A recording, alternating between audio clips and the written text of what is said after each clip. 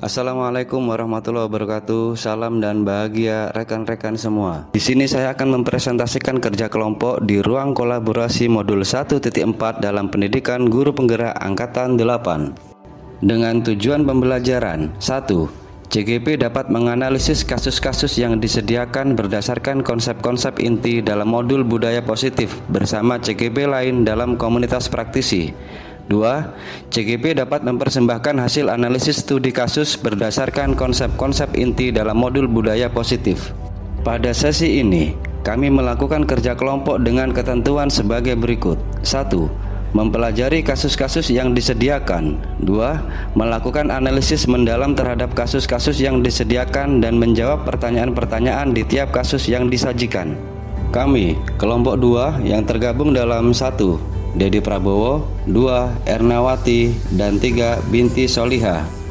Kasus 1. Guru matematika dan wali kelas 8 Ibu Santi sakit sehingga tidak dapat masuk dan mengajar. Akhirnya dicarikan guru pengganti, Ibu Eni. Ibu Eni baru 2 tahun menjadi guru SMP. Beberapa murid perempuan, Vivi dan Natali, mengetahui hal ini dan mulai menggunakan kesempatan dan bersikap seenaknya, tertawa dan tidak mengindahkan kehadiran Ibu Eni. Ibu Eni mencoba menyapa Vivi dan Natali dengan ramah sambil mengingatkan mereka untuk tetap fokus pada pengerjaan tugas. Ayolah, tugasnya dikerjakan. Nanti ibu ditegur bapak kepala sekolah kalau kalian tidak kerjakan tugas. Tolong bantu ibu ya. Namun Vivi dan Natali malah jadi tertawa. Ah ibu, santai saja bu. Mereka tetap tidak mengerjakan tugas dan malah mengobrol. Keesokan harinya, Ibu Santi memanggil Vivi dan Natali serta menanyakan tentang laporan Ibu Eni. Ibu Santi menanyakan apakah mereka bersedia melakukan memperbaiki permasalahan yang ada. Vivi dan Natali sempat ragu-ragu dan membela diri, namun pada akhirnya mengatakan akan meminta maaf.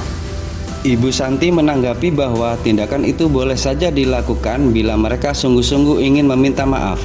Namun Ibu Santi menanyakan kembali, apa yang mereka bisa lakukan untuk menggantikan rasa tidak dihormati Ibu Santi? Baik Vivi maupun Natali mengakui bahwa perilaku mereka tidak sesuai dengan keyakinan kelas. Ibu Santi melanjutkan kembali apa yang akan mereka lakukan untuk memperbaiki masalah. Apakah ada gagasan? Setelah berpikir sejenak, Natali dan Vivi mengusulkan bagaimana kalau mereka mengadakan sebuah diskusi kelompok dengan teman-teman sekelasnya.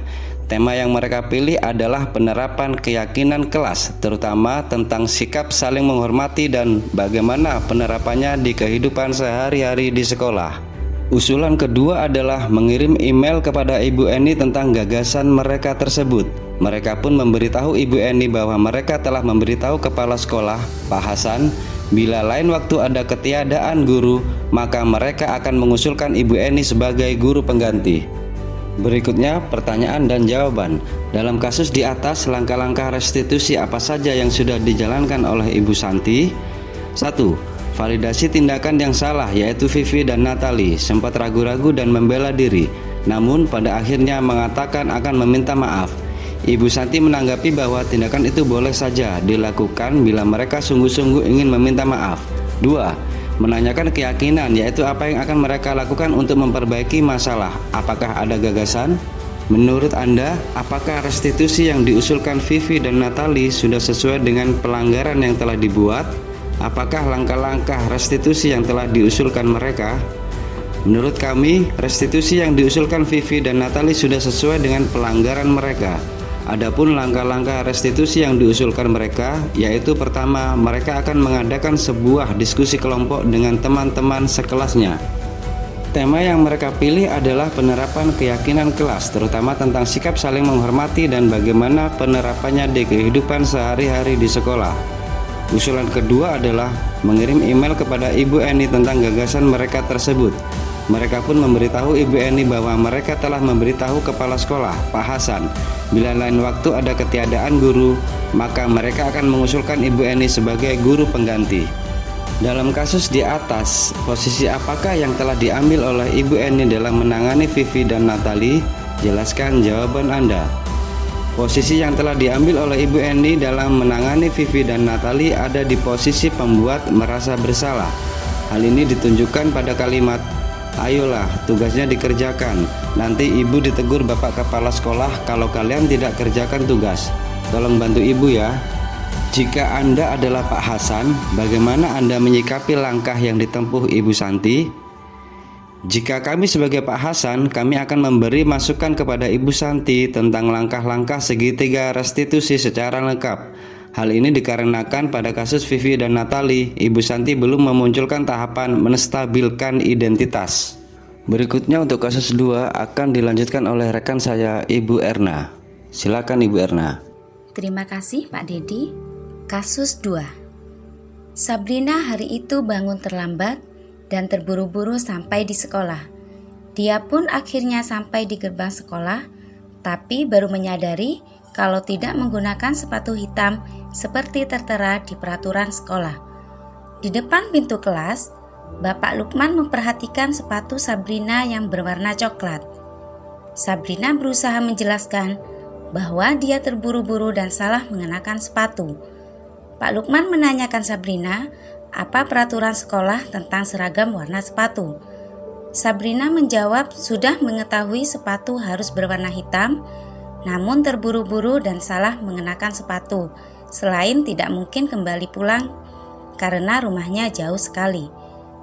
Pak Lukman tetap bersikeras pada peraturan yang berlaku dan mengatakan, "Ya sudah, kamu sudah melanggar peraturan sekolah. Kamu salah. Sudah terlambat, salah pula warna sepatunya. Sekarang buka sepatumu kalau tidak bisa mengenakan warna sepatu sesuai peraturan." Sabrina meminta maaf dan memohon kembali kepada Pak Lukman agar tetap dapat mengenakan sepatunya dan berjanji tidak akan mengulang kesalahannya. Namun, Pak Lukman tidak mau tahu. "Tidak, kamu telah melanggar peraturan sekolah. Kalau tidak sanggup ambil sepatu di rumah atau diantarkan sepatu ke sekolah, ya sudah, kamu tidak bersepatu saja seharian di sekolah. Sekarang copot sepatumu dan silakan belajar tanpa sepatu seharian." Sabrina pun dengan berat hati mencopot sepatunya dan memberikannya kepada Pak Lukman. Seharian dia tidak berani berkeliling sekolah karena malu dan lebih banyak berdiam diri di kelas tanpa alas sepatu.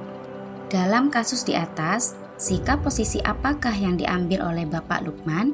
Jelaskan apakah indikatornya.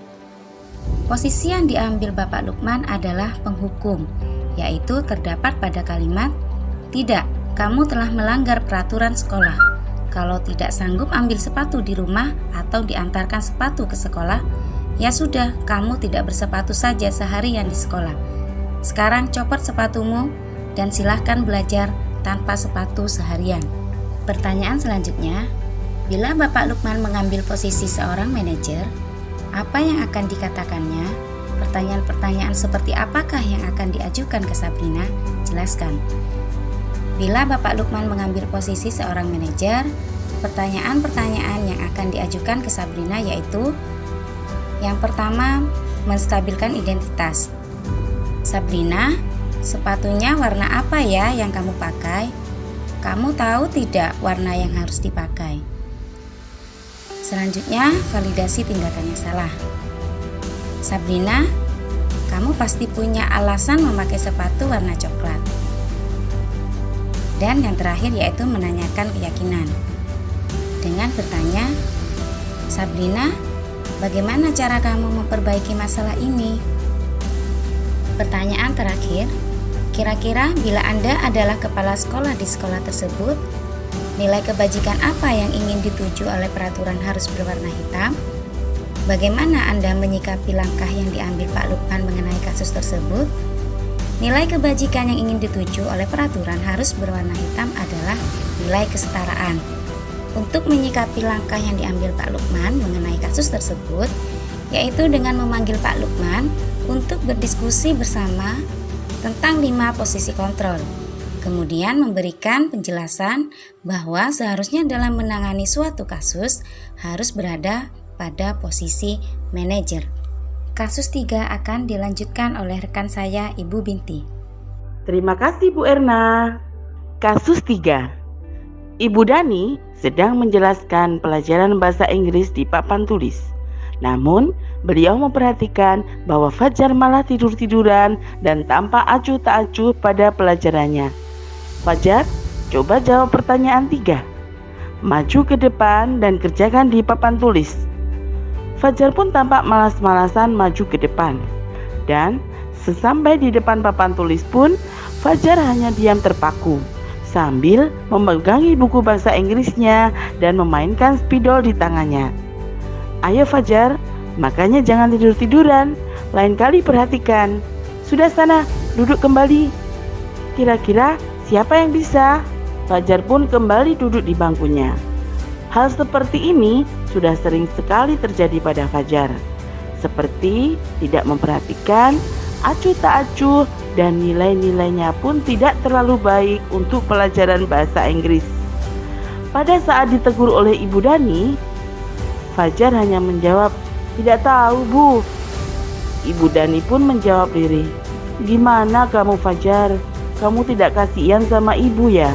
Ibu sudah capek-capek mengajarkan kamu. Tidak kasihan sama ibu?" Dan Fajar pun hanya diam membisu pertanyaan dan jawaban. Posisi kontrol apa yang diambil oleh Ibu Dani dalam pendekatannya kepada Fajar? Posisi kontrol yang diambil oleh Ibu Dani dalam pendekatannya kepada Fajar adalah pembuat merasa bersalah. Selanjutnya, membaca sikap Fajar, kira-kira kebutuhan apa yang diperlukan oleh Fajar?